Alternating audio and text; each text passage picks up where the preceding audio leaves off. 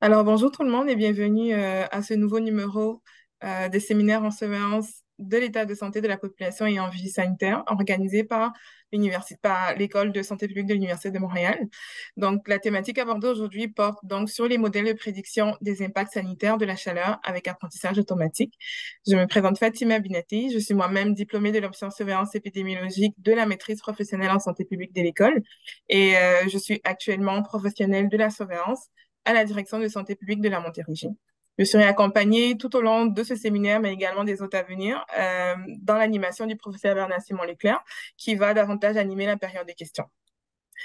Alors, notre conférencier d'aujourd'hui est Monsieur Jérémy Boudreau. Donc, il détient un baccalauréat en mathématiques actuarielles et une maîtrise en hydrologie statistique. Par ailleurs, il est présentement candidat en fait au doctorat en sciences des données en santé environnementale à l'Institut national de la recherche scientifique en collaboration avec l'Institut national de santé publique du Québec, donc l'INSPQ. Donc, avant de débuter son doctorat, M. Boudreau a travaillé pendant plusieurs années comme chercheur scientifique en modélisation des risques climatiques. Ainsi, ses intérêts de recherche portent sur la modélisation des impacts des changements climatiques, tels les chaleurs extrêmes et les inondations, par des modèles avancés de la science des données. Donc, comme on a pu le vivre ces derniers étés, nous avons eu à faire face à des épisodes de chaleur extrêmes qui sont emmenés à s'amplifier avec les changements climatiques. Ces canicules ont des impacts sanitaires importants sur la santé de la population et doivent pouvoir être prédits en temps opportun afin de protéger la santé de cette dernière. Donc, cette présentation mettra ainsi en avant les approches innovantes basées sur des modèles d'apprentissage automatique qui considèrent les interactions entre les différentes variables météorologiques et qui affectent le phénomène de chaleur et ses effets sur la santé. Donc, ces modèles seront ensuite comparés aux modèles plus traditionnels en épidémiologie environnementale. Donc, avant de laisser la parole à M. Boudreau, simplement vous rappeler que le séminaire est enregistré et que les personnes qui ne désirent pas apparaître dans l'enregistrement peuvent garder leur caméra fermée. C'est à vous, M. Boudreau. Merci beaucoup, Fatima, pour l'introduction. Donc, je vais partager l'écran et peut-être juste me faire un signe que tout va être correct une fois que j'aurai mis ça en mode de plein écran. Donc, est-ce que c'est bon? Oui, c'est parfait. Donc, parfait. Donc, je commence. Donc, merci beaucoup, premièrement, de l'invitation pour partager certains de mes travaux de recherche, surtout sur les modèles de prédiction des impacts sanitaires de la chaleur avec apprentissage automatique. Donc, je fais ces travaux-là dans le cadre de ma thèse, mais aussi d'un projet de stage que j'ai réalisé à l'INSPQ sous la supervision de Céline Campagna et aussi de Fatih Chebana à l'INRS. Donc, le plan de la présentation aujourd'hui est assez classique. Donc, je vais vous donner un petit peu de contexte sur le sujet. Ensuite, je vais parler plus en détail de la méthodologie, notamment les différents modèles d'apprentissage automatique.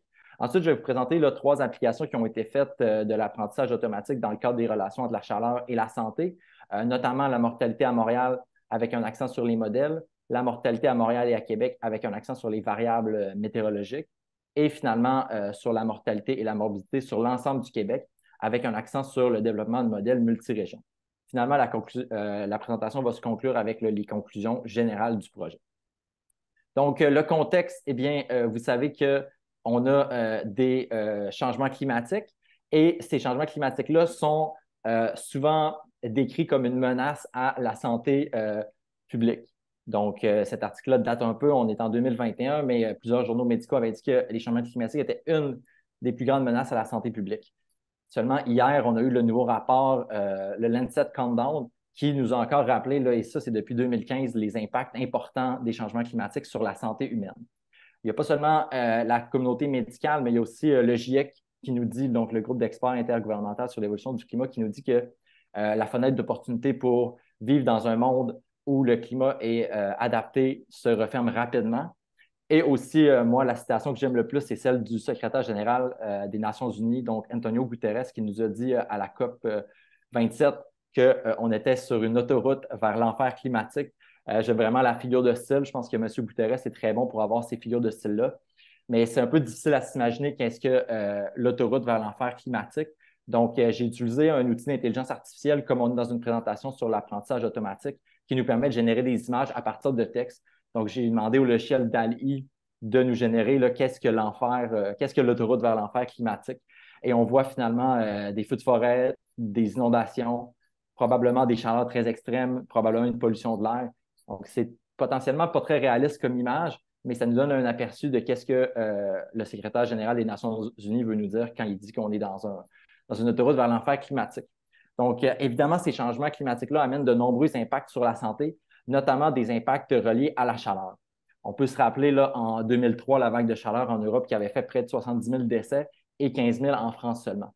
Au Québec, on n'est pas en reste. En 2010 et en 2018, on a connu 2 vagues de chaleur d'importance qui ont causé respectivement 280 et 86 décès. Il y a 2 ans, en Colombie-Britannique, il y a eu un dôme de chaleur exceptionnel qui a causé plus de 700 décès. Et c'est malheureusement l'événement météorologique le plus meurtrier de l'histoire du Canada. Donc, on voit là, depuis les 20 dernières années, les impacts qui se multiplient des canicules et leurs impacts surtout sur la santé. Donc, dans ce contexte, on étudie depuis longtemps les relations entre la chaleur et la santé. Cependant, il y a quelques problématiques qu'on peut voir apparaître. Premièrement, la vigie sanitaire s'effectue majoritairement basée sur des seuils de température et ces seuils-là sont développés dans un contexte de limiter la surmortalité. Donc, on ne touche pas du tout à la morbidité qui peut être reliée à la chaleur, mais seulement sur la surmortalité, pardon. Par exemple, pour déclencher une vague de chaleur à Montréal, on va avoir besoin d'une température minimale de plus grande que 20 degrés et une température maximale plus grande que 33 degrés sur 3 jours. Le problème avec ces seuils-là, c'est que ça ne tient pas compte des interactions potentielles avec d'autres variables que seulement la température qui peuvent contribuer au phénomène de chaleur, que ce soit les relations synergiques entre la pollution de l'air et la température, donc les épisodes de smog pendant les vagues de chaleur, mais aussi des changements soudains de température, comme par exemple une vague précoce au début mai, et aussi toute la question de l'humidité qui fait en sorte qu'on ressent la chaleur de manière plus intense lorsque l'humidité est élevée. Les approches qui ont été développées aussi dans le cadre de ces seuils-là ne sont pas vraiment développées ou validées dans des contextes de prédiction des impacts. Donc, on est beaucoup plus en termes de modéliser la relation que valider est-ce que ces modèles-là fonctionnent quand on va vouloir prédire les impacts, comme c'était le cas à Vancouver, là, en Colombie-Britannique en 2021. Leur modèle ne prédisait pas du tout ces impacts-là qui allaient être autant élevés. Donc, on s'est ramassé avec vraiment là, une inéquation entre qu'est-ce qu'on a observé et qu'est-ce qui avait été prédit. Donc, dans le contexte, on veut vraiment là, essayer de revisiter finalement les impacts de la chaleur sur la santé avec des modèles d'apprentissage automatique parce que ces modèles-là vont nous permettre de considérer là, de plus grandes bases de données et aussi les interactions qui peuvent exister entre les différentes variables que j'ai nommées précédemment. Donc, je vais passer à la partie méthodologie du projet. Donc, évidemment, ici, le but, ce n'est pas de vous donner un cours d'apprentissage automatique, mais simplement de vous décrire brièvement les approches qui ont été utilisées et les différents thèmes qui sont utilisés en apprentissage automatique. Donc, j'aime bien débuter ma présentation avec cette figure où on voit l'intelligence artificielle, l'apprentissage automatique et l'apprentissage profond. L'intelligence artificielle, qu'est-ce que c'est? Eh bien, ce sont nos systèmes ou nos outils intelligents. Donc, on peut penser là, à des assistants vocaux, des robots conversationnels de type ChatGPT, des voitures intelligentes, etc. Donc, ce sont vraiment des systèmes qui vont prendre des décisions par eux-mêmes de manière autonome. Dans le cadre de mon projet, je n'ai vraiment pas tenté de développer une intelligence artificielle, c'est-à-dire que je ne veux pas remplacer les professionnels de la santé publique par un système qui prendrait des décisions à leur place. Ce que j'ai voulu faire, c'est plutôt mettre à profit les approches d'apprentissage automatique et d'apprentissage profond qui sont utilisées dans les intelligences artificielles afin de prédire plus adéquatement là, les impacts sur la santé de la chaleur. Les modèles d'apprentissage automatique nous permettent, entre autres, là, de détecter des chats sur des images, mais peut-être que cette application-là n'est pas la plus utile en santé. Mais les mêmes algorithmes nous permettent aussi de détecter des maladies sur des scans médicaux, de traiter différents types de données comme des signaux vocaux, des données de texte, etc.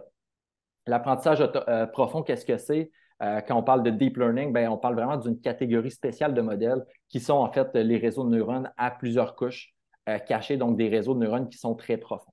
Donc, dans le cadre de la présentation, là, je vais vraiment référer à l'apprentissage automatique, mais il faut vraiment penser que ça s'inscrit dans un contexte d'intelligence artificielle. Donc, l'apprentissage automatique supervisé, qu'est-ce que ça vise à faire? Bien, ça vise à apprendre une relation qui existe entre des variables d'entrée, ce qu'on appelle aussi des features, et des variables de sortie, ce qu'on appelle parfois des labels. Et pour ce faire, bien, il y a un certain modèle qu'on cherche à créer pour faire cette relation-là.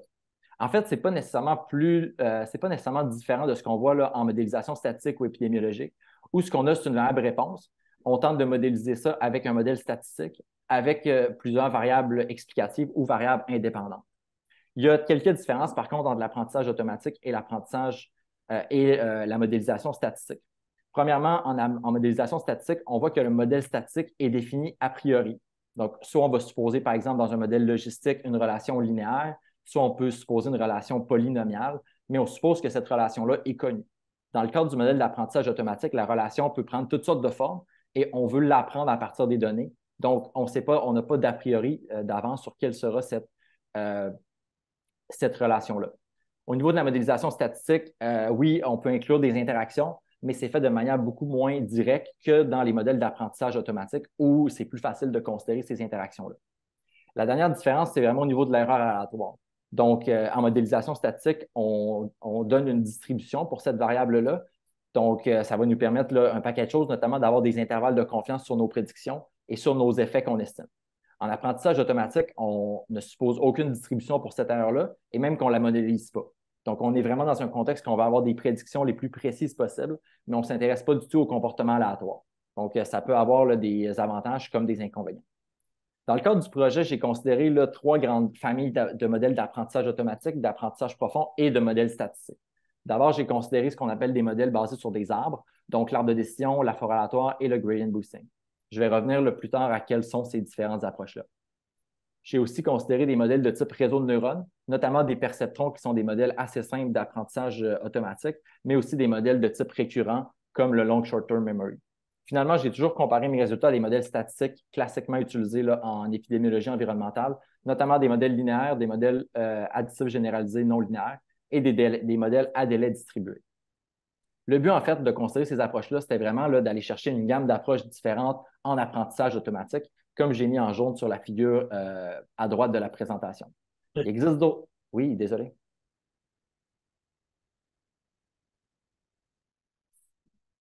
OK. Donc, comme je l'ai dit, les approches qui n'ont pas été sélectionnées, c'est tout simplement parce qu'elles n'étaient pas pertinentes dans le cadre de ce projet-là. Donc, si je parle un peu brièvement là, des approches qui ont été utilisées, le but, ce n'est pas de vous donner un cours d'apprentissage automatique, mais simplement que vous voyez un peu c'est quoi qu'est-ce qui se passe derrière les noms des modèles que j'utilise. Bien, d'abord, on a les modèles basés sur les arbres. Et pourquoi on dit que c'est des modèles basés sur des arbres? C'est que derrière ces modèles-là, on a toujours un arbre de décision. Un arbre de décision, c'est un modèle très simple.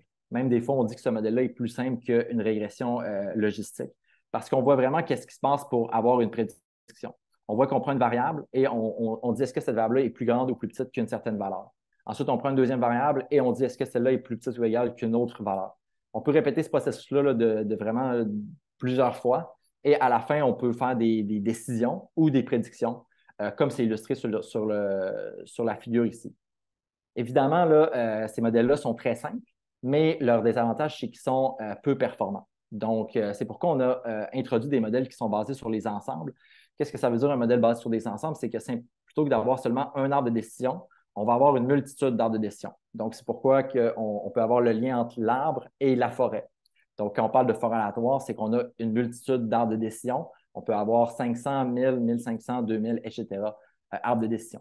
Donc, les modèles de forêt aléatoire et de gradient boosting, là, je ne vais pas aller dans les détails de comment ils sont créés, mais ce qu'il faut savoir, c'est que c'est vraiment seulement des arbres de décision qui sont où on en a là, une multitude qui peut aller de 500 jusqu'à 5000 et même plus.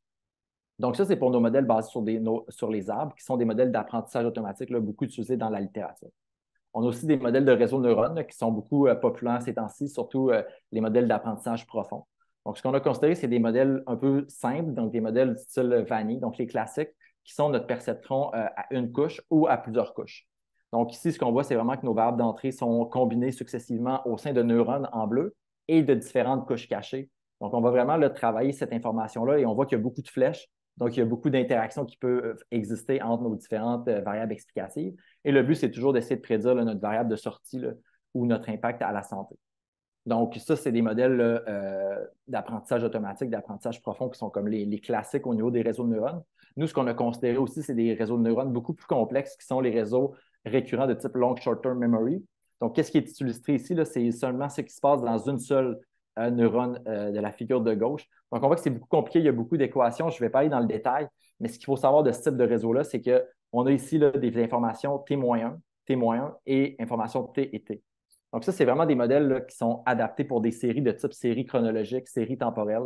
Donc, dans le cas des données sanitaires ou des données environnementales, ce genre de réseau-là fait vraiment un bon travail pour comprendre là, les relations qui peuvent exister là, à moyen et long terme. Donc, c'est pourquoi on les a aussi considérés avec nos modèles plus classiques de type perceptron. Finalement, nos modèles statistiques, c'est des modèles que vous connaissez déjà, donc des modèles qui supposent soit un effet linéaire entre une variable d'intérêt et notre variable réponse, soit des modèles additifs généralisés où on suppose une relation non linéaire avec, par exemple, des splines, et finalement un modèle à délai distribué non linéaire où on va considérer à la fois les différents délais de notre variable explicative et aussi des effets non linéaires. On a aussi parfois considéré un modèle de type lasso qui est un modèle finalement linéaire, mais où on va effectuer une sélection automatique des variables explicatives. Dans un contexte où on a beaucoup de variables explicatives, on veut faire une sélection des meilleures variables pour expliquer notre variable Y, donc notre variable réponse. Donc, j'ai parlé un peu des modèles. Donc, si je fais un bref résumé aussi de ce qu'on a présenté, on a nos modèles statistiques qui, ce qu'on s'attend selon la littérature, sont potentiellement moins performants, mais sur l'axe des X, on voit qu'ils sont beaucoup plus simples, donc beaucoup plus faciles à interpréter. On a aussi considéré nos approches basées sur les arbres avec notre arbre de décision qui est assez simple, mais aussi nos approches d'ensemble qui peuvent être beaucoup plus complexes, mais beaucoup plus performantes. Et finalement, on a considéré nos modèles de type réseau de neurones, qui sont les modèles les plus complexes, mais qui pourraient potentiellement avoir des performances les plus grandes. Je vous parle brièvement des données qui ont été utilisées dans le cadre du projet. Je pense que c'est quand même intéressant pour vous de savoir où on peut acquérir des données de santé pour faire ce genre de projet-là. Donc, on a nos données sanitaires quotidiennes qui sont des séries chronologiques par région métropolitaine de recensement ou par région socio-sanitaire qui nous proviennent du Bureau d'information et d'études en santé des populations de l'INSPQ, donc le BIESP. On a les données météorologiques aux stations d'environnement et changement climatique Canada, donc ce sont des données horaires. On a aussi les données quotidiennes à 1 km par 1 km de la NASA, donc ce sont des données en grille de température et de variables météorologiques. On a des données de pollution qui sont les données qui proviennent des stations du Réseau national d'assurance pollution de l'air d'Environnement Canada et finalement différentes variables socio-environnementales, donc des variables démographiques, des variables de défavorisation matérielle et sociale et finalement des indices de végétation et d'îlots de chaleur. J'ai aussi mis les liens dans la présentation, donc je ne sais pas si ça va être partagé avec vous, mais vous pouvez aussi cliquer pour voir où les données ont été téléchargées. Donc, c'est vraiment ce qui fait le tour de la méthodologie qui a été employée. Donc, on voit qu'on utilise des modèles d'apprentissage automatique, d'apprentissage profond. On va comparer le tout à des modèles statistiques et on va utiliser des données sanitaires et des données environnementales pour faire notre modélisation. Donc, ici, je vais vous présenter trois applications différentes qui ont été faites avec toujours des objectifs un peu différents et vraiment pour que vous puissiez voir quel peut être le potentiel de l'apprentissage automatique dans le cadre des relations entre la chaleur et la santé. Donc, dans notre première application, qui était quand même une des premières modélisations de ce type-là, tant au niveau du Québec qu'internationalement, on a vraiment mis un accent sur les différents modèles d'apprentissage qui pouvaient être utilisés. Donc, on s'est concentré sur la région métropolitaine de recensement de Montréal pour les années 1998 à 2019, c'est-à-dire les 20 dernières années. On a tenté de modéliser notre mortalité quotidienne, qui était pour toutes les causes confondues, où on est venu retirer les tendances saisonnières et à long terme. Donc, ce qu'on tentait de modéliser, c'était vraiment la surmortalité ou la sous-mortalité. On a utilisé différentes variables explicatives comme la température de l'air, l'humidité relative et la vitesse du vent pour représenter une mesure de température ressentie. Et on a aussi ajouté les différents polluants de l'air pour voir les synergies potentielles avec la température.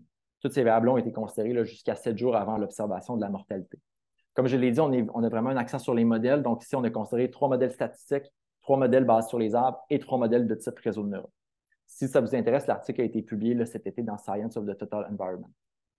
Donc, je vais vous présenter aujourd'hui, je vais parler dans le détail de la méthodologie plus spécifique, mais je vais vraiment vous présenter les résultats clés qui ont été obtenus dans cette première application. Donc, quand on a comparé la performance des différents modèles pour modéliser notre mortalité à Montréal, on a vu que 2 types de modèles se démarquaient, ce qui étaient les modèles de type gradient boosting et random forest. Donc, ces modèles-là semblaient mieux performer que les modèles statistiques et les modèles de type réseau de neurones, basés sur 3 critères de performance classiques en apprentissage automatique, c'est-à-dire le RMSE, le MAE et le R-carré. Donc, on a vraiment vu que ces modèles-là semblaient être les plus performants pour les 3 critères. On a vu que nos modèles réseau de neurones semblaient être pas tellement performants, potentiellement que c'est causé par le grand nombre de paramètres estimés et le peu de données disponibles. Finalement, au niveau des modèles statistiques, on voyait que les modèles statistiques non linéaires, donc comme le GAM et le DLNM, étaient quand même, somme toute, assez performants, mais ils ne dépassaient pas les performances des modèles d'apprentissage automatique. Donc, on pourrait dire, c'est parfait, le projet est terminé. Donc, on a les modèles d'apprentissage automatique sont plus performants. On s'est dit que c'est potentiellement pas suffisant comme validation, surtout dans un contexte de santé publique et d'impact à la santé de la chaleur. Donc, qu'est-ce qu'on a fait? C'est qu'on est vraiment venu voir le comportement de nos modèles sur les 10 dernières années. Donc, je m'excuse, là, il y a beaucoup d'informations sur la diapositive, mais le but, c'est vraiment de voir dans les 10 dernières années comment chacun des modèles, donc chacune des lignes, a performé. En noir, on a notre observation de mortalité, alors qu'en orange, on a nos prédictions qui ont été effectuées, mais lors de la période de calibration des modèles, c'est-à-dire lorsqu'on a entraîné nos modèles. Alors qu'en bleu, c'est la période de validation, donc c'est des nouvelles années de données que notre modèle n'a jamais vues et avec lesquelles on peut venir comparer, on peut venir analyser un peu la performance. Notre but, c'était de regarder un peu pendant les vagues de chaleur d'importance comment les modèles se comportaient. Donc, on peut vraiment voir qu'en 2010, on a eu une vague de chaleur très importante et aussi en 2018 avec de très hautes surmortalités. Et là, quand on est venu un petit peu analyser ça, qu'est-ce qu'on a trouvé? C'est qu'il y avait 3 modèles qui se distinguaient pour bien prédire le pic de mortalité en 2018, c'est-à-dire le modèle d'arbre de décision, le modèle GAM et le modèle DLNM. Donc, c'est vraiment ces 3 modèles-là qui reproduisaient le mieux le pic de mortalité observé en 2018. Ça, c'était quand même un résultat intéressant et surprenant, sachant que lorsqu'on regardait nos critères de performance classiques, ce n'était pas nécessairement les mêmes modèles qu'on trouvait. Donc, ça nous montre quand même qu'il peut y avoir différentes façons de valider ce genre de modèle-là et les critères de performance classiques ne sont peut-être pas toujours les plus pertinents. La dernière chose qu'on a faite avec cette application-là, eh bien, c'était de regarder un peu qu'est-ce que nos modèles veulent dire. Donc, oui, on est dans des modèles d'apprentissage automatique et apprentissage profond qui peuvent être des modèles qu'on appelle souvent des boîtes noires, mais il y a différentes techniques qui existent pour essayer de les expliquer. Donc, qu'est-ce qu'on a fait? C'est qu'on a sorti les variables les plus importantes et on a vu que pour prédire notre mortalité estivale, eh bien, c'était la température de l'air jusqu'à 3 jours, le NO2 et l'humidité relative qui étaient nos variables les plus importantes. Donc, on voit pour chacun des modèles que, en fait, pour tous les modèles, que notre variable la plus importante est toujours la température de l'air au même moment que la mortalité. Ensuite, dans une majorité de modèles, on voit la température de l'air au temps 1 à 3 jours avant l'observation de la mortalité. C'est suivi en bleu pour une majorité de modèles du NO2, surtout au temps 1 à 3 jours, et finalement l'humidité relative. Ça, c'est quand même intéressant et pas trop surprenant, sachant que la température de l'air est quand même un très bon prédicteur de la mortalité en été. Par contre, pour les NO2, c'est quand même un résultat novateur, on pourrait dire, parce qu'on utilise plus souvent l'ozone et les particules fines et beaucoup moins souvent ce prédicteur-là. Et on n'a pas vu vraiment l'ozone ou les particules fines être importantes dans cette application. Donc, c'est ce qui fait le tour pour ma première application des modèles d'apprentissage automatique. Donc, ce qu'on a vu, c'est vraiment qu'on peut faire une application assez simple sur un cas de Montréal et comparer la performance des différents modèles. Dans notre deuxième application, on s'est concentré sur 2 villes. Donc, on voulait vraiment voir les différences régionales qui existaient et on a considéré une gamme de variables explicatives beaucoup plus grande que ce qui avait été considéré dans la première application. Donc, encore une fois, on est sur les RMR, mais de Montréal et de Québec, toujours sur les 20 dernières années. On a comme variable réponse toujours la mortalité, donc la même chose que la première application. Par contre, au niveau des variables explicatives, on a vraiment plus de variables que ce qu'il y avait dans la première application. Donc, on a considéré 9 indices de température différents qui combinent la température de l'air, l'humidex et le point de rosée, autant les valeurs minimales, moyennes et maximum quotidiens. On a différentes variables de changement de température, donc les écarts diurnes de température, c'est-à-dire la différence entre la température durant la nuit et durant le jour, et aussi les changements moyens de température là, sur 1, 3 et 7 jours. On a des variables météorologiques comme l'humidité, la vitesse du vent, la pression, la visibilité et la précipitation. Et finalement, là, nos variables de pollution de l'air. Cependant, seulement l'ozone et les particules fines étaient disponibles pour la ville de Québec. Finalement, on a repris les mêmes modèles que dans l'application 1, sauf qu'on a fait une sous-sélection de modèles, c'est-à-dire qu'on a pris les modèles qui semblaient être les plus performants, mais qui représentaient quand même l'ensemble des modèles qui avaient été testés dans l'application 1. Et ici, qu'est-ce qu'on a fait? C'est qu'on n'a pas seulement fait un modèle, mais on a fait plusieurs modèles en incluant à la fois les différents indices de température dans des modèles, en ajoutant ensuite les variations de température, les variables météorologiques et la pollution de l'air. Donc, on avait vraiment un algorithme de manière un peu itérative pour faire un choix des meilleures variables qui pouvaient être utilisées pour modéliser la relation entre la chaleur et la mortalité. Donc, je vais vous présenter le premier résultat qu'on a trouvé lorsqu'on considérait seulement les indices de température. Donc, quel indice de température semble être le plus performant pour modéliser la mortalité, autant à Montréal qu'à Québec. Bien, ce qu'on a trouvé, c'est que l'indice était différent selon la ville. Donc, surtout pour Montréal, on était sur des valeurs maximales et moyennes de température, tandis que pour Québec, on était plus sur des indicateurs minimum et moyennes. Dans les deux cas, on voyait que l'indice humidex semblait être quand même un bon indicateur, tout comme la température moyenne, là, qui est un indicateur qui est le plus utilisé dans la littérature. Donc ici, là, ce que j'ai illustré, c'est que parmi les 9 indicateurs, j'ai pris les 4 indicateurs qui avaient les performances les plus élevées, mais aussi des performances là, assez similaires. Donc, ça donnait vraiment le humidex maximum, température moyenne, point de rosée maximum et humidex moyen pour Montréal, et température minimale, humidex moyen, humidex minimum, humidex moyen et température moyenne pour Québec. Et ça, c'est vraiment là, parmi tous les modèles qui ont été testés. Donc, on ne fait pas de différence entre les modèles d'apprentissage automatique ou les modèles statistiques. Donc, ça, c'est le premier résultat, mais nous, ce qu'on veut voir ici, c'est quoi l'impact des autres variables météorologiques, variables de pollution de l'air ou variables de changement de température. Donc, on est venu comparer la performance de nos modèles qui incluent seulement la température avec des modèles qui incluent plus de prédicteurs. Et ce qu'on a vu, c'est que les modèles qui ont plus de prédicteurs n'étaient généralement pas plus performants que ceux qui utilisaient seulement la température. En fait, avec nos modèles de température seulement pour Montréal, on avait des R carrés autour de 6-7 et des diminutions de l'erreur absolue moyenne d'environ 3-3,5 tandis que quand on considérait plus de prédicteurs dans nos modèles, bien, ça venait diminuer l'erreur. Ça venait avoir une erreur plus grande. Donc, on avait des erreurs de 5 à 6 pour le R carré et de 2,5-3 pour le MR. Donc, le fait de considérer plus de prédicteurs n'est pas venu améliorer la puissance de prédiction sur toujours des nouvelles années de validation, donc sur des nouvelles années de données. Pour ce qui est de Québec, la relation était beaucoup moins forte que pour Montréal, mais on a quand même trouvé qu'il n'y avait pas d'amélioration ou pas d'amélioration significative de la performance. Seulement, on avait un petit gain au niveau de la diminution de l'erreur absolue moyenne. Mais comme les valeurs sont plutôt faibles, je ne serais pas à l'aise de me prononcer sur est-ce que ces variables-là ont amélioré la performance. Encore une fois, on est sur l'ensemble des modèles, donc on ne fait pas de choix quel est le meilleur modèle, mais on regarde à travers tout ce qu'on a modélisé, c'est quoi les meilleures performances qu'on peut obtenir. La question que vous posez maintenant, finalement, c'est peut-être quels sont les meilleurs modèles? Eh bien, on est venu les extraire dans la slide suivante. Et ce qu'on a vu, c'est qu'en termes de performance, les modèles de type GAN, donc des modèles statistiques non linéaires, se comparaient quand même avantageusement à ceux d'apprentissage automatique, mais ça dépend du contexte. Quand on considère seulement la température, on voit que les modèles GAN sont autant performants que des modèles de type gradient boosting, LSTM ou MLP. Et ça, c'est vrai pour les deux villes. Par contre, quand on considère plus de prédicteurs, eh bien, nos modèles d'apprentissage automatique semblent être plus performants pour Montréal que ce qu'on voit là, à Québec, où c'est un modèle de type GAN. Et ça, c'est potentiellement relié au fait que la relation était beaucoup plus forte à Montréal. Donc, potentiellement qu'il y a un gain d'avoir ces modèles-là d'apprentissage automatique, alors que dans le contexte, la relation est plus faible à Québec, potentiellement qu'un modèle statistique fait le travail. Et ce qu'il faut se rappeler, évidemment, avec cette slide-là, c'est que bien que les modèles d'apprentissage automatique sont plus performants lorsqu'il y a plus de prédicteurs, bien, on a montré que ces prédicteurs-là n'améliorent pas le pouvoir prédictif en validation qu'un modèle qui considérait seulement la température. Donc, en gros, c'est les résultats qu'on a pour cette deuxième application. Et donc, c'est ce qui m'amène à notre troisième et dernière application. Donc, comme vous l'avez vu, on a fait des exemples sur Montréal, sur Québec, mais on s'est dit, bon, est-ce que c'est réaliste de répéter cet exercice-là sur l'ensemble des régions du Québec? Est-ce que c'est réaliste de répéter ça pour tous les indicateurs de morbidité qui existent? Donc, on essaie de développer un cadre conceptuel un peu plus grand qui nous permettrait de faire des prédictions sur l'ensemble des régions du Québec, autant sur la mortalité que sur la morbidité. Donc ici, on est vraiment dans un accent là, sur le multirégion, mais toujours avec des modèles d'apprentissage automatique, d'apprentissage profond. Donc ici, on a étudié là, les 15 régions socio-sanitaires du Québec méridional, c'est-à-dire qu'on exclut les 3 régions les plus au nord qui représentaient moins de 1 de la population, étant donné les différences là, climatologiques qui existaient entre ces régions-là et celles plus au sud. On est venu toujours modéliser nos nombres quotidiens pour différents indicateurs de santé, donc pour la mortalité, mais aussi pour les hospitalisations, les visites aux urgences, les transports ambulanciers et les appels au 811. On a fait ça pour la population générale, mais aussi pour une population plus vulnérable aux effets de la chaleur, c'est-à-dire la population 65 ans et plus.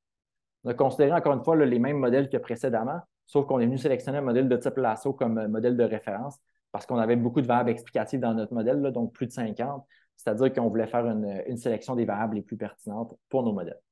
Et comme là, on tente de faire un modèle pour l'ensemble des régions de manière simultanément, bien, on est venu inclure, oui, nos variables météorologiques, mais aussi des variables de type régional, comme la démographie, la défavorisation, le verdissement, l'îlot de chaleur ou la climatologie. Donc, vraiment pour donner l'information à nos modèles des différences qui existent entre nos différentes régions.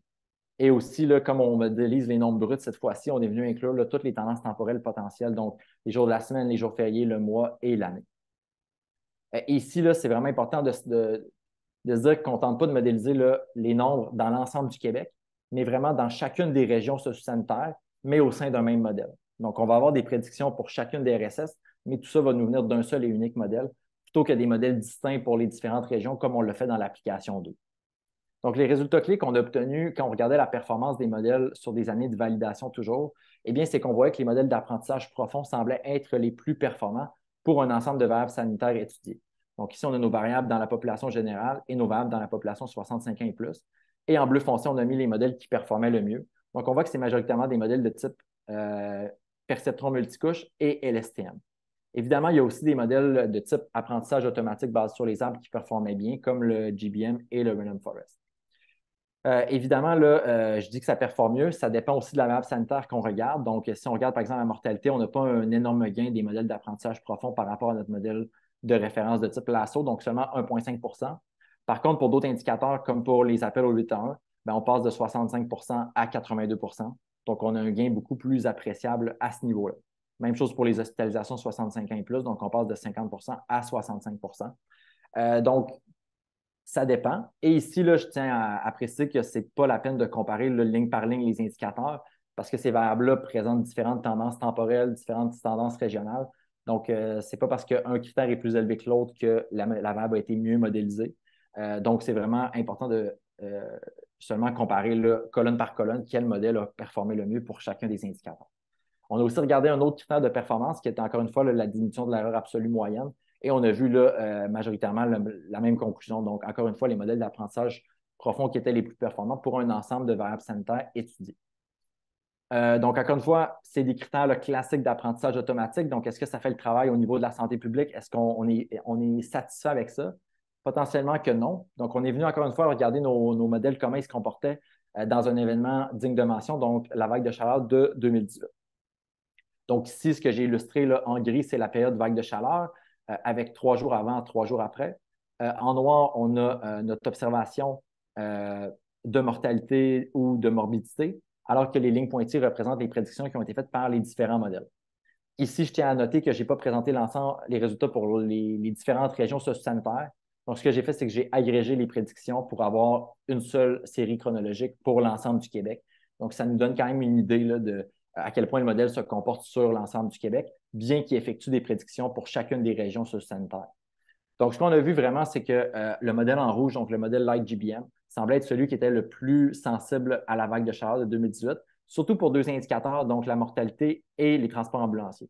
C'est vraiment ces deux indicateurs-là qu'on a vu des plus grandes hausses au niveau de l'observé pendant la vague de chaleur. Et on a vu aussi que le modèle en rouge, c'était lui qui semblait le mieux reproduire cette hausse de mortalité ou de morbidité.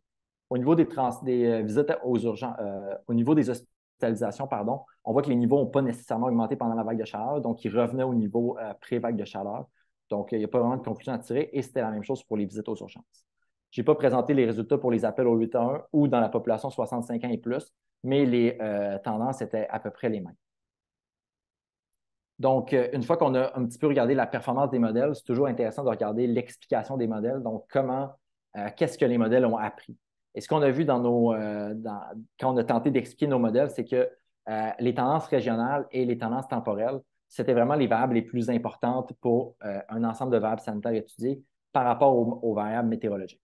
Donc, quand on classe les différentes variables dans nos modèles, de 1 étant la variable la plus importante jusqu'à 15 la moins importante, sur un total de 50, là, donc c'est seulement les 15 premières, eh bien, on voit qu'en majorité, on a beaucoup de variables en gris qui représentent, par exemple, la population 65 ans et plus, la température estivale de l'été, l'indice de défavorisation matérielle et sociale, etc. Donc, on voit que ces variables-là sont très importantes parce qu'on a fait un modèle avec plusieurs régions. Ensuite, on voit beaucoup de tendances temporelles comme l'année ou le jour de la semaine, donc le day of week.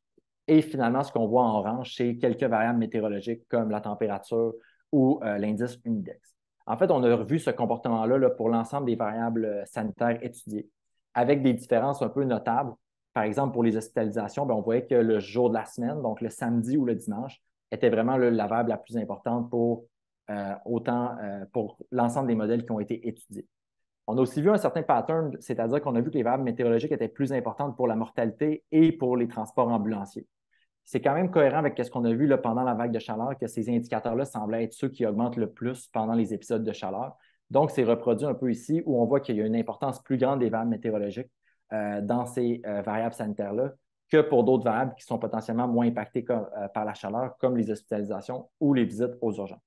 Encore une fois, on a les résultats pour les appels au 8 à 1 et la population 65 ans et plus, que je ne montre pas dans le cadre de cette présentation-ci. Donc, c'est ce qui conclut nos 3 applications de comment utiliser l'apprentissage automatique pour prédire les impacts sur la santé de la chaleur.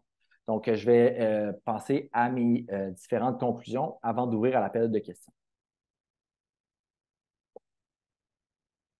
Donc, si je résume un peu les travaux qu'on a effectués, eh bien, d'abord, on a d'abord travaillé sur la mortalité à Montréal avec vraiment un accent sur les modèles. Donc, on visait vraiment à avoir plusieurs modèles statistiques, plusieurs modèles basés sur les arbres et plusieurs modèles de type réseau de neurones. Ensuite, on a pris un peu la connaissance qu'on avait de ces modèles-là et on l'a appliqué autant sur Montréal et Québec, mais avec une gamme de prédicteurs beaucoup plus grande en faisant une sélection là, au préalable des variables, donc autant des indices de température, des changements de température, des variables météorologiques et la pollution de l'air. Finalement, comme on s'est rendu compte que ce n'était pas possible de faire des modèles, répéter toujours ce même processus-là sur un ensemble de modèles, eh bien, on est vraiment venu proposer une approche d'apprentissage automatique pour l'ensemble des RSS du Québec pour différents indicateurs de mortalité, mais aussi de morbidité chez deux populations. Et pour ce faire, on a dû inclure, oui, des variables météorologiques, mais aussi des variables régionales et des variables temporelles au sein de nos modèles. Les conclusions qu'on a obtenues en termes de performance, eh bien, ça dépend vraiment de la quantité de prédicteurs et la quantité de données qu'on a. Donc, quand on est dans un contexte où on n'a pas beaucoup de prédicteurs et pas beaucoup de données, je pense que les modèles statistiques d'apprentissage automatique et apprentissage profond se comparent vraiment là, très bien. C'est ce qu'on a montré surtout dans notre application 2. Cependant, lorsqu'on augmente le nombre de prédicteurs, eh bien, les modèles statiques peuvent performer un peu moins bien. C'est ce qu'on a vu là, vraiment, encore une fois, dans notre application 2, alors que les modèles d'apprentissage automatique et apprentissage profond ont des performances assez similaires. Par contre, dans un contexte où on augmente grandement notre nombre de données, c'est-à-dire qu'on travaille sur plusieurs régions de manière simultanée, eh bien, il y a vraiment, je pense, un potentiel d'utiliser des modèles d'apprentissage automatique et d'apprentissage profond par rapport aux approches plus de type statistique. Quelque chose qui est important de regarder, c'est aussi l'explicabilité des modèles, c'est-à-dire à quel point on peut expliquer ces modèles-là pour des décideurs. Et bien évidemment, quand on est dans un contexte de pas beaucoup de prédicteurs et pas beaucoup de données, les modèles statistiques sont quand même simples à expliquer, alors que les modèles d'apprentissage automatique, d'apprentissage profond sont déjà plus difficiles à expliquer. Dans un contexte qu'on augmente le nombre de prédicteurs, les modèles statistiques vont demeurer assez faciles à expliquer. Donc ça, c'est quand même un avantage pour ces modèles-là. Par contre, dans un contexte qu'on augmente notre nombre de données, donc on travaille sur plusieurs régions avec des très grandes bases de données, les modèles statiques vont demeurer complexes à expliquer parce qu'il va y avoir beaucoup d'interactions, beaucoup de variables, ça va être difficile de tirer des conclusions. Donc, à ce point-là, tous les modèles sont difficiles à expliquer. Donc, si on veut peut-être gagner en performance, on est peut-être mieux d'aller vers les modèles d'apprentissage profond ou de faire des modèles à l'échelle d'une région qui seraient des modèles beaucoup plus simples à expliquer. Donc, en gros, c'est un peu les conclusions qu'on a obtenues de nos 3 applications. Donc, je vais vous laisser sur mes messages clés pour cette présentation. Donc, d'abord, on n'a pas montré que l'apprentissage automatique, l'apprentissage profond était toujours supérieur au modèle statistique en termes de prédiction des impacts de la chaleur sur la santé, surtout dans des contextes qu'on n'a pas beaucoup de données. Donc, on travaille sur les 20-30 dernières années. On n'a pas vu vraiment là, que c'était toujours meilleur. Et ça, c'est important de rappeler qu'il y a un biais de publication dans la littérature, c'est-à-dire que les études qui montrent que l'apprentissage automatique est meilleur sont souvent plus publiées que celles qui ne le montrent pas. Donc, je vous invite vraiment, là, si vous faites des travaux dans le domaine, à toujours publier vos résultats, même si ça ne montre pas que l'apprentissage automatique est meilleur. Deuxième message clé, eh bien, je n'ai pas vraiment de conclusion définitive sur quel est le meilleur modèle à utiliser. En fait, ça dépend d'une myriade de facteurs. C'est vraiment une réponse de scientifique de dire ça dépend, mais dans ce cas-ci, c'est vraiment ce qu'on a montré. Donc, selon les données qui sont disponibles, surtout aussi le temps et les ressources de calcul, l'interprétabilité et l'explicabilité que vous voulez faire de votre modèle, l'objectif visé, comment vous validez votre modèle, est-ce que c'est des performances, des critères de performance classiques ou c'est des validations pendant les vagues de chaleur, par exemple, mais ça va dépendre quel modèle est le meilleur. Finalement, je pense que les informations qu'on a trouvées à partir de l'apprentissage automatique peuvent quand même être mises à profit afin d'améliorer la vie sanitaire des impacts de la chaleur extrême sur la santé. Notamment dans notre application-là, dans notre première application, là, une façon de valider nos modèles pour la prédiction des impacts pendant les vagues de chaleur et essayer d'identifier les modèles qui semblent être les plus adaptés à cette situation-là. Dans notre deuxième application, l'importance de différentes variables météorologiques et de pollution de l'air pour prédire, encore une fois, notre mortalité sur des nouvelles années de données, c'est ce qu'on a pu démontrer qu'il ne semblait pas avoir de gain de ces variables-là par rapport aux variables de température seulement. Et finalement, dans notre troisième application, bien, vraiment de pouvoir prédire des indicateurs de santé dans toutes les RSS du Québec et potentiellement combiner ces prédictions-là avec des prévisions météorologiques. Donc, plutôt que de suivre seulement des seuils de température, de suivre comment ces indicateurs de santé-là vont évoluer dans les jours à venir selon les prévisions météorologiques. Donc, un outil de plus potentiel pour la santé publique. Donc, peut-être que vous posez la question, c'est intéressant les 3 applications, mais quelle est la suite? Eh bien, moi, je fais un travail, un projet de doctorat sur les impacts économiques des canicules. Donc, là, je vous ai parlé beaucoup d'apprentissage automatique, mais je vais aussi m'intéresser à l'aspect, pas seulement à l'aspect sanitaire, mais aussi à l'aspect économique. Donc, on a écrit en septembre dernier là, un article dans The Conversation à ce sujet-là. Et c'est ce que je vais commencer là, dès 2024, de tenter de convertir ces impacts à la santé en termes d'impact économique. Donc, peut-être que je pourrai revenir quand j'aurai des nouveaux résultats pour vous présenter cette partie-là du projet. Donc, je tiens vraiment à remercier tout le monde qui a collaboré à ce projet-là. Donc, c'est un projet vraiment en collaboration avec l'INSPQ. Donc, on avait un comité de collaborateurs internes, mais aussi un comité de collaborateurs externes avec des gens de divers horizons. Aussi 2 stagiaires qui ont travaillé avec moi à l'INRS et plus précisément aussi l'unité TEIAC à l'INSPQ et l'équipe Changement climatique et santé. Donc, je tiens vraiment à vous remercier. Je tiens à remercier l'IPSUM de m'avoir invité aujourd'hui pour présenter ces travaux de recherche-là. Je vais demeurer disponible, évidemment, pour la période de questions. Même si on doit dépasser jusqu'à 13 heures, je suis disponible. Mais sinon, je laisse mon adresse email ici si on n'a pas le temps de répondre à tous. Vous pouvez aussi m'écrire. Ça me fera très plaisir de vous répondre. Donc, je vous remercie. Je ne sais pas si je garde le partage pour revenir sur quelques slides ou sinon je pourrais repartager. Mais je tiens à vous remercier et je vous souhaite, j'ai très hâte de prendre vos questions.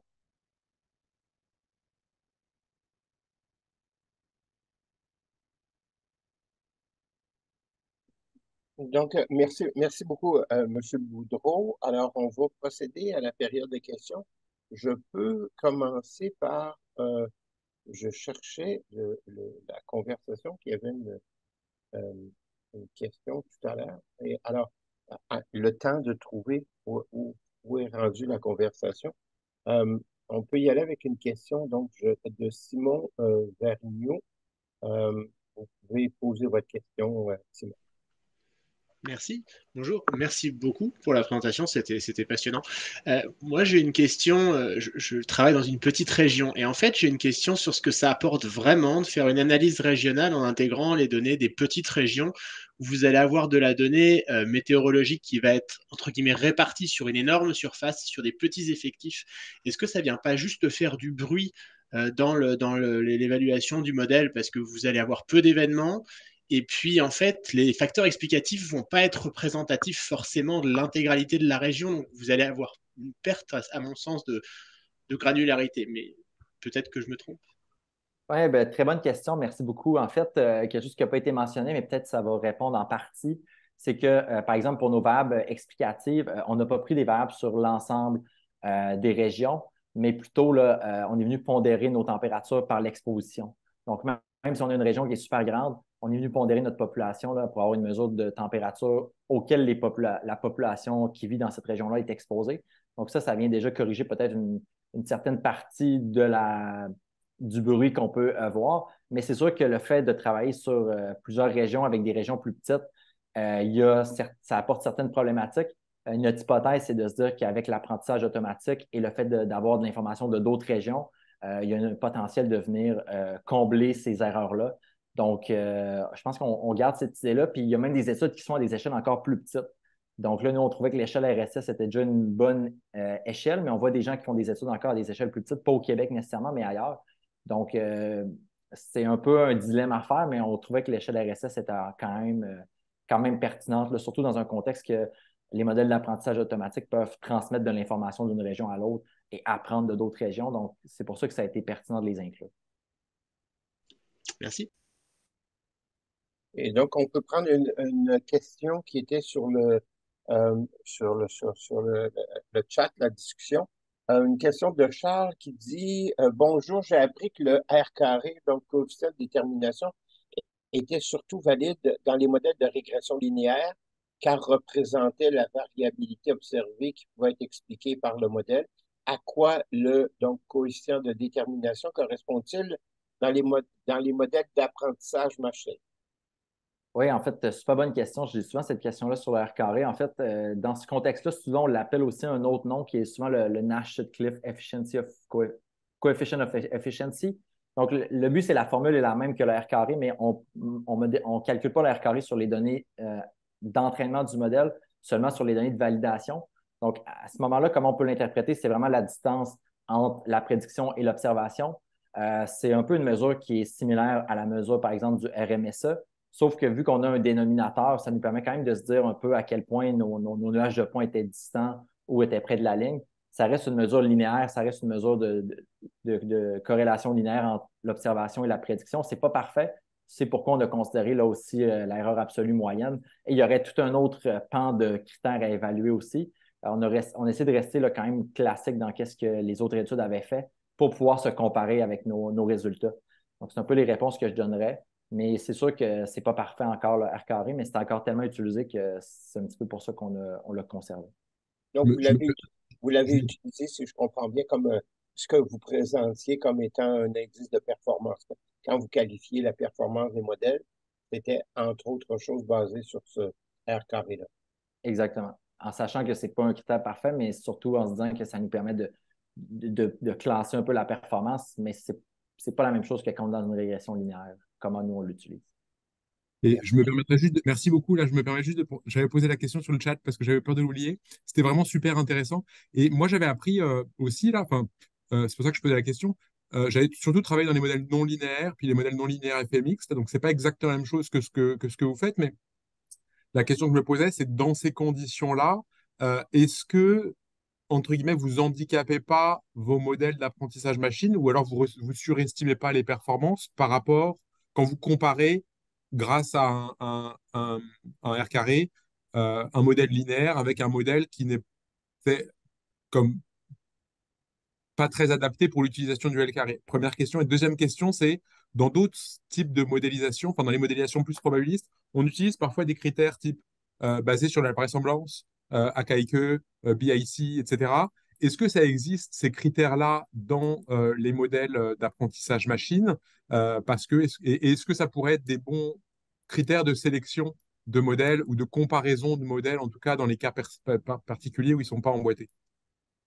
Oui, super bonne question. Je vais essayer de répondre de la meilleure façon que je peux, mais pour le R carré, il y a pas de problématique parce qu'en fait, on regarde, c'est pas une problématique si le modèle est linéaire ou non linéaire parce qu'on regarde finalement la corrélation entre l'observé et la prédiction. Donc, c'est pas problématique, mais la problématique est plus qu'on regarde une relation linéaire au niveau de l'observé et de la prédiction, pas tant que le modèle est linéaire ou pas.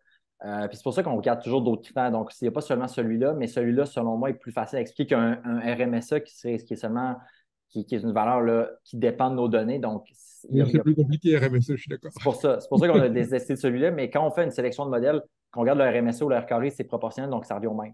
Si je vous réponds à la deuxième question, par contre, sur l'AIC, ça, je pense que c'est très intéressant, sauf que c'est toujours difficile de savoir dans un modèle d'apprentissage automatique, c'est quoi le nombre de paramètres qu'on a. Et souvent, ces critères-là dépendent d'un nombre de paramètres. Comme un R carré ajusté, ça dépend du nombre de coefficients qu'on a estimés. Donc, c'est pour ça que nous, on n'utilise pas ces critères-là nécessairement. Puis aussi, on ne suppose pas de distribution sur notre Y. Donc, par exemple, si on veut calculer une vraisemblance, il faut savoir la distribution, savoir la vraisemblance. Donc, comme il n'y a pas de distribution en apprentissage automatique, il faudrait faire la vraisemblance sur la loi normale. Puis là, si c'est sur la loi normale, ça revient un peu à faire un R carré. Donc, c'est pour ça que finalement, quand tu regardes la mathématique, nous, c'est vraiment pour comparer des modèles, ça revient un petit peu à la même chose. Mais je ne suis pas fermé à cette idée-là de regarder ça, mais c'est vraiment, moi, quand je me regarde là, dans la littérature, qu'est-ce que les gens utilisent pour vraiment se comparer, les gens sont encore là, mais je pense qu'il y a vraiment tout un pan de recherche là, à développer des indices de performance qui sont mieux adaptés en apprentissage automatique. Merci beaucoup. Merci, Merci Charles. beaucoup. Charles, alors une question de Caroline Duchesne. Oui, bonjour. Merci beaucoup pour votre présentation. C'est vraiment super intéressant. Moi, je me demandais, est-ce que vous avez observé des différences entre les régions au niveau des différentes variables qui prédisaient la mortalité puis la morbidité, surtout les variables de température, les variables climatiques? Est-ce que c'est toujours les mêmes variables finalement? Est-ce que c'est ça la conclusion? Puis est-ce qu'il y avait des différences, par exemple, au niveau de la température? Est-ce qu'on est capable de dire, par exemple, qu'à Montréal, ça va être une température de 30 et plus qui va être mieux, puis que dans une région, ça peut être 27? Est-ce qu'il peut y avoir des différences comme ça entre les régions pour les prédicteurs? Oui, super bonne question. J'aime la question. En fait, on a regardé, je pense pas qu'on a regardé exactement qu'est-ce que vous référez, mais on a regardé quelque chose de différent. Nous, ce qu'on avait regardé, c'est vraiment la performance des modèles par région. Donc là, moi, j'ai présenté juste les performances globales, donc sur l'ensemble des régions en même temps. Mais on a vraiment regardé là, une analyse un peu plus spatiale de comment l'erreur était distribuée. On voyait qu'il y avait certaines régions qui n'étaient pas très bien modélisées avec certains modèles, mais alors que pour d'autres, ils étaient vraiment mieux modélisés. Donc, on est vraiment allé avec cette approche-là. Au niveau de l'explication, c'est vraiment ce que j'ai présenté à la fin au niveau des conclusions vu qu'on fait un modèle avec plein de régions, ça va être vraiment difficile d'avoir là, une information qu'on peut expliquer, surtout de manière régionale. mais je pense pas que ça serait impossible, mais on l'a pas regardé ça. Donc, on n'a pas regardé, là, disons, pour une région, c'était quoi qui était important et une autre. Je pense que pour ça, c'est vraiment plus notre application 2, donc de faire des modèles par région, puis de comparer ensuite. Donc, de comparer Montréal-Québec, mais potentiellement refaire le modèle sur une autre région, voir comment quelles sont les variables les plus importantes, c'est quoi les seuils qu'on pourrait observer. Mais dans le cas de la troisième application, là, on a tellement de données, il y a tellement d'interactions potentielles que je pense que ce serait très difficile là, de sortir ce genre d'informations-là. Donc, on ne l'a pas regardé malheureusement. C'est ça un peu ma réponse. Merci. Ça pourrait être intéressant éventuellement pour être capable d'adapter nos interventions selon les régions. Oui, je pense que c'est une super bonne idée, mais je pense que j'irais plus avec l'approche 2 de dire, ben, si par exemple on réplique le modèle sur les autres régions aussi, là, on peut tirer de l'information qui est facile à exploiter, tandis qu'avec un modèle vraiment avec beaucoup de données en même temps, il faut voir que le potentiel est de faire des prédictions qui sont peut-être plus précises, mais qu'on a beaucoup plus de difficultés à expliquer malheureusement. Mais super bon point, je vais regarder ça dans le futur. Merci beaucoup. Alors, merci beaucoup, Caroline. Une question dans le chat de Patrick, une question liée à l'amélioration de la performance des modèles. Patrick demande si c'est possible d'ajouter des variables individuelles, contextuelles d'exposition à la chaleur, comme la climatisation, le type de logement, l'emploi extérieur. Oui, c'est une bonne question. En fait, on avait considéré quand même ces variables-là au début. Dans le fond, on est parti avec une base de données quand même plus grande. Euh, donc, il y avait la climatisation, il y avait aussi la ruralité, tout ça. Et quand on regardait les corrélations avec nos autres variables comme la défavorisation, il y avait quand même des corrélations qui étaient assez fortes. Donc, on a décidé de garder, parce qu'on est à l'échelle des RSS, donc il faut voir qu'à l'échelle d'une RSS, il n'y aura pas nécessairement une grande variabilité que si on était à l'échelle, par exemple, des aires de diffusion. Donc, dans le cas de notre étude à l'échelle des RSS, on a vu que, comme on avait 15 RSS, de conserver seulement 7 à 8 variables régionales, c'était un bon compromis. Mais évidemment, il y aurait d'autres variables à considérer si on faisait un modèle à une échelle plus fine, parce qu'on aurait plus de régions, donc un potentiel d'exploiter plus de variables. Mais oui, ce genre de variable-là, je pense que c'est très d'intérêt, mais il faudra avoir une échelle spatiale beaucoup plus fine. Une question de Philippe Robert qui demande avez-vous l'impression qu'un ou des modèles auraient prédit des excès de mortalité dus à la chaleur qui n'auraient pas été prévus par nos critères usuels de vagues de chaleur? C'est une bonne question, ça. C'est une bonne question. Est-ce que nos modèles. Avez-vous l'impression qu'un ou des modèles auraient prédit des excès de mortalité dus à la chaleur qui n'auraient pas été prévus par nos critères usuels de vagues de chaleur? Oui, ben, c'est une bonne question parce que ça amène aussi, est-ce que les critères qu'on utilise en ce moment prédisent bien finalement les excès de mortalité? Puis dans le fond, quand on regarde les bilans chaleur, c'est oui, des fois non, puis ça dépend aussi de l'indicateur. Donc là où la mortalité, c'est développé pour la mortalité, mais sur d'autres indicateurs, potentiellement que ce ne l'est pas. Donc, ma réponse, ça serait rapidement, ce serait que on n'a pas regardé si les modèles prédisaient là, des excès de mortalité lorsqu'on n'en avait pas observé. On a seulement validé quand on savait qu'il y avait des excès de mortalité, est-ce que les modèles les avaient bien prédits? Ça serait une bonne façon aussi de valider un peu à l'inverse. Donc, de dire est-ce que les modèles finalement font des super prédictions à certains moments alors qu'on ne devrait pas en observer. Moi, c'est pour ça que je pense que c'est un peu mes conclusions à la fin que ces modèles-là ont un potentiel là, de prédire les impacts à la santé quelques jours d'avance. Il faudrait les monitorer puis les regarder là, vraiment dans un contexte réel avec est-ce qu'on va vraiment observer ces impacts-là sur la santé? Mais on peut le faire aussi de manière rétrospective. C'est quelque chose qu'on n'a pas fait, mais ça serait intéressant. Oui, merci beaucoup pour le commentaire. Alors, peut-être une autre question sur le chat. Il y a quelqu'un, j'imagine que vous avez donné cette référence-là, une référence d'un article que la personne qui pose la question n'a pas retrouvé l'article dans Google Scholar. Donc, c'est votre article. Et là, je ne veux pas donner d'occasion aux gens de rire de mon accent anglais. Donc, je vais vous le traduire en français, l'article que vous dites que revisiter l'importance de la température. Oui, c'est un article soumis présentement en révision. Donc, il devrait sortir là, dans les prochains. Je ne vais pas me prononcer sur le temps de l'éditeur, mais je l'ai quand même mis parce qu'on est en révision, donc ça devrait bien aller pour ça. Merci beaucoup. Alors, est-ce qu'il y a d'autres questions? Je veux juste jeter un petit coup d'œil. Je pense qu'on a fait le tour des questions qui étaient sur le chat. On a peut-être, il nous reste 4 minutes. Peut-être que je peux poser une question moi-même. Si je comprends bien, parce que vous avez présenté les modèles qui permettent de prédire euh, les impacts du changement climatique à partir d'informations dont on dispose déjà euh, sur des valeurs de réponse. Mais je comprends que une utilité pour la santé publique, quand je dis je comprends, c'est une question, là, l'utilité pour la santé publique serait de pouvoir prédire à partir d'observations ou de craintes par rapport à des changements climatiques, d'impact qu'ils pourraient avoir sur le futur. Est-ce que j'ai bien compris? Oui, bien dans le fond, ça, notre idée, c'est vraiment de se dire, on utilise l'information comme si elle était disponible. Donc, on se dit, si on a accès, par exemple, à des prévisions météo sur 1, 2, 3 jours, ben, est-ce qu'on peut utiliser cette information-là pour prédire les impacts à la santé? Et la façon qu'on on le valide, c'est vraiment de se dire, ben, on va prendre des années que les modèles n'ont jamais vues, donc dans un cas réel où on avait accès à ces données-là, puis voir comment les modèles se seraient comportés dans une situation comme ça.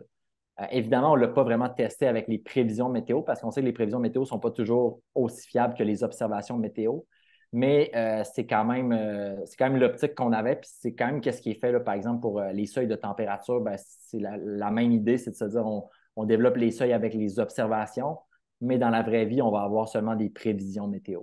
Donc, on va se baser sur les prévisions météo pour faire nos alertes chaleur, par exemple. Donc, c'est un petit peu la même optique qu'on utilise. Donc, oui, je pense que vous avez très bien compris qu'est-ce qu'on tente de faire. Alors, on a peut-être une dernière question parce que je sens que notre amie Fatima va apparaître bientôt pour conclure la séance. Mais une question tout à fait naïve, là. Dans vos modèles, une des variables, un des prédicteurs, j'ai cru comprendre qu'il y avait le jour de la semaine. Qu'est-ce que, qu'est-ce que représente le jour de la semaine dans des modèles comme ça? Est-ce que c'est comme il y a des comportements des individus associés à des jours de la semaine, par exemple? Oui, c'est une bonne question. Puis c'est un petit peu. C'est que nous, on s'est dit dans cette troisième application-là, on a mis le jour de la semaine, c'est qu'on s'est dit, on sait que certaines variables ont des tendances euh, très, très journalières. Donc, par exemple, les hospitalisations durant la fin de semaine versus durant les jours de la semaine, les visites à l'urgence aussi. Donc, on a dit, ben, peut-être qu'il y en a, peut-être qu'il n'y en a pas pour certaines variables. Donc, le but, c'est de présenter un contexte unifié. Donc, on a dit, on va mettre les variables. S'ils sont importantes, ils vont ressortir. S'ils ne le sont pas, ils ne ressortiront pas. Mais oui, on s'attend à des tendances qui sont dans les variables, on les voit. Donc, on a dit on va les mettre directement dans le modèle pour que le modèle puisse considérer cette information-là et être le plus précis possible pour faire nos prédictions. Donc, de considérer à la fois le comportement saisonnier, le comportement journalier, etc. C'est ce que je croyais. On pourra bientôt ajouter quand est-ce qu'il y a des matchs de hockey, les jours de matchs de hockey. Donc, je vous remercie énormément et je laisse Fatima pour le mot de la fin. Ben, comme Bernard Simon l'a dit tantôt, donc merci. Merci beaucoup pour votre présentation très intéressante, Monsieur Boudreau. Merci également à toutes les personnes présentes aujourd'hui, que vous soyez étudiantes ou professionnelles. Un gros merci également à Madame Chantal Huyot et Emmanuel Dufault, qui sont toutes les deux conseillères en communication à l'École de santé publique et qui se chargent en fait de l'organisation et la promotion de notre événement. Donc, nous vous donnons rendez-vous pour notre prochain événement qui va se dérouler le 14 décembre sur le thème de surveillance vigie sanitaire et enjeux éthiques liés à la communication à la population, présenté par deux professionnels du comité d'éthique de l'INSPQ, euh, du comité d'éthique en fait de santé publique de l'INSPQ. Donc, c'est ce qui termine notre séminaire d'aujourd'hui. Nous vous souhaitons une excellente journée et vous disons à la prochaine. Merci beaucoup tout le monde. Bonne fin de journée et merci beaucoup, M. Boudreau, pour votre excellente présentation. Merci. Merci beaucoup.